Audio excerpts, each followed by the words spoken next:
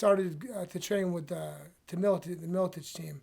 So because I would for like 10 fights, I think I would go. I would spend 2 weeks in Ohio with Rich Franklin, and I would spend 2 weeks in Iowa with Pat Militich and his team, and 2 weeks in Salt Lake with Jeremy Horn, which we all were the same team. It's just we all were part of the same team. It's just that's the rounds that I would do, and I actually I lived in Salt Lake. I had an apartment, and I only stayed there when I trained there. But like Jeremy Horn, he means everything to me. That guy just taught me so much in my career, and so I was supposed to fight this guy Pete Sell, and it was at 185. I told Joe Silva I wanted to drop to 170, which was fucking stupid. The only reason I did that is because me and Rich were training together, and Rich was the middleweight champion, and we didn't want to ever fight each other because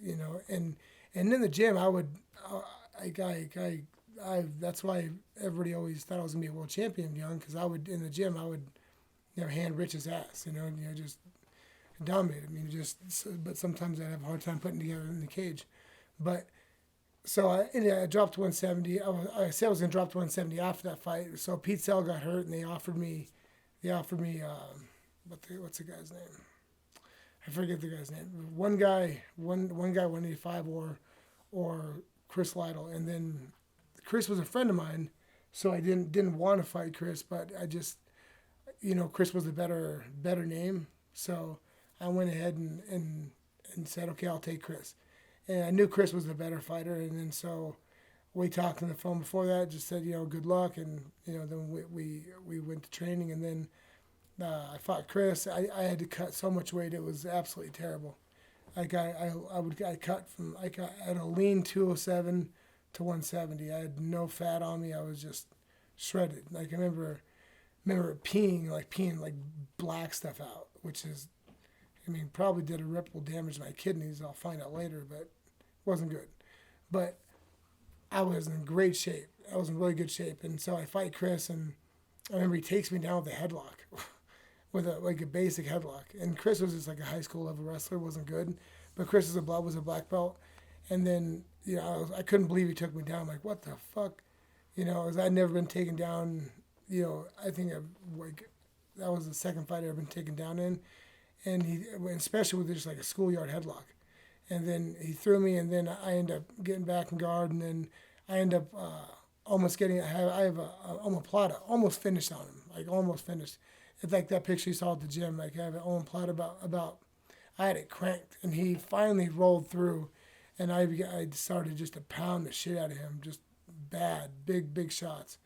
I remember I threw an elbow, and it hit the mat, where just echoed throughout the Mohegan Sun. Boom!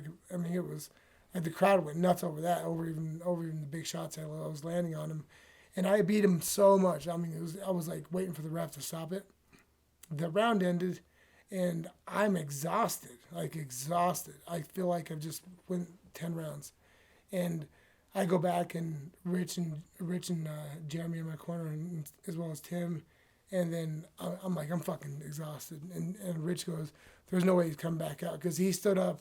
And he fell over and went back to his corner. So he's not coming out. And I turn around, and he's bouncing up and down. I'm like, what the fuck? No. Because I was through. I did not, I've never had a fight like that first round. I just, because just cutting that weight just took its toll on me. So I come out, I hit him with a big left hand, take him down. And I'm trying to catch my breath, landing some big shots. I posture up. He sweeps me and gets on top of me. And, and he was actually, because when you're on top, the higher you get, the more control you have over somebody, because you don't want him to be able to extend your hands. And because when somebody can extend their hands and you can put you back to guard to get back up, so he was starting to smother me, and I'm claustrophobic. And he's bleeding all over me. And then I'm pushing his head, and he's pushing his whole weight back into me, and so I just let go and elbow him right in the head, and he's out on my chest, knocked out, and I'm just like, John, he's out, he's out, wake him up. And then so he pulls him off and kind of falls over. And I was kind of down on myself because I remember Joe Silva. It was Dennis Hallman and Jorge Rivera were fighting on that card. He didn't know who was going to choose to kick off the first fight of the night on the main card, me and Chris or Dennis and Jorge, and Jorge he chose us. Jorge and Dennis fought a boring fight, and then so he comes back like right before my fight. You know when they would have the old school music like right when the pay-per-view would start. And so and he comes back there and he's like, I fucking chose you. You better go out there and fucking fight. I'm just like, all right, fucking shit, fuck my life. And then so I go out there and I was like, oh God, he's gonna be mad. So, but he was like great fight. I didn't realize it was a real exciting fight. It just didn't end the way I wanted it to end.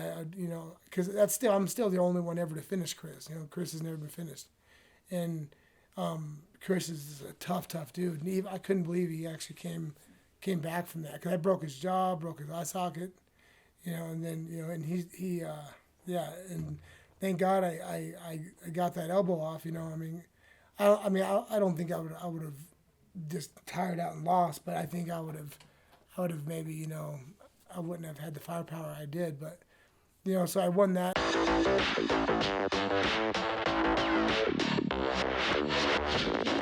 Night.